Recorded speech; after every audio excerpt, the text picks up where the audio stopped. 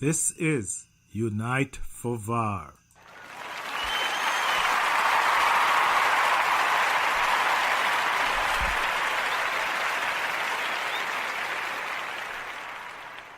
Greetings to all conscious, aware football fans. You are the salt of the earth.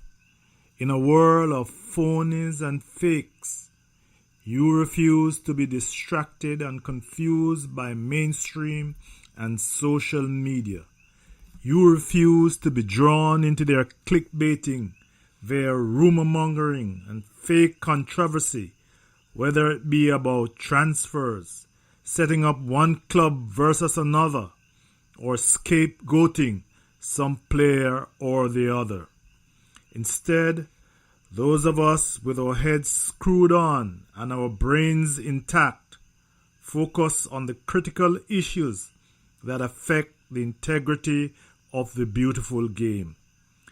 I would argue that apart from the negative impact of outside money in creating a massive bubble in transfer fees and wages, which could possibly destroy the Premier League as we know it, the biggest risk is biased, incompetent refereeing, which is like a cancer affecting the heart and soul of the competition which we otherwise enjoy.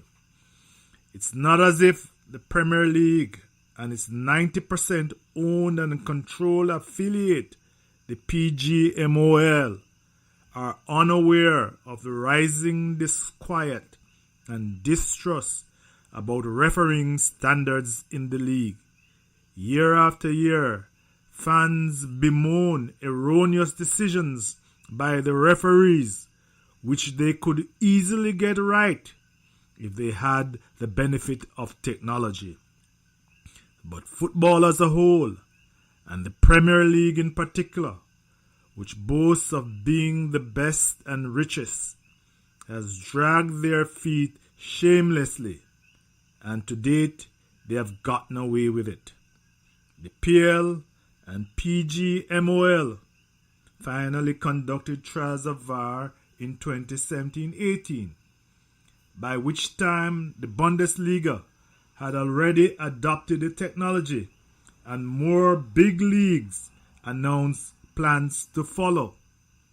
As we all know, those first trials were a disaster, as if they were designed to fail. But after the 2018 World Cup, where VAR was universally applauded as an outstanding success, it is apparent the PL and its referees have had no choice but to go forward with its implementation. I have counted 3 trial rounds since the 2018-19 season, 2 rounds in the Carabao Cup and 1 round yesterday in the FA Cup. It is the firm view of us at Unite for VAR that despite all the trials, all the song and dance, that the PL and the PGMOL have no intention of implementing a fair, robust, transparent system of VAR in the 2019-20 season. Every trial so far has been conducted in virtual secrecy. There have been no press conferences by Mike Riley to inform the public of what is being attempted. Yesterday, in the FA Cup, we again witnessed another attempt to not implement the industry standard as established by FIFA. There were no pitch side monitors for the referee to review his or her decisions if needed. All the decisions are being centralized at Stockley Park, the video hub. This was a concern shared on Twitter by former PGMOL chief Keith Hackett. He noted that a pitch side monitor is one of the standards for VAR approved by IFAB, the International Football Association Board, which is the rule-making arm of FIFA. Yet, in all their coverage of the games, the mainstream media totally ignored this obvious attempt by the PGMOL to end-run the implementation of a FIFA standard when it comes to VAR. Here are a few of the headlines. VAR confusion in the FA Cup at Burnley, Manchester United, Chelsea and Crystal Palace. Sky Sports News.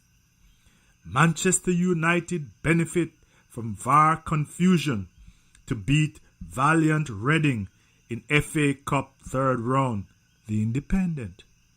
Goal, offside or penalty for Manchester United. Did VAR get it right?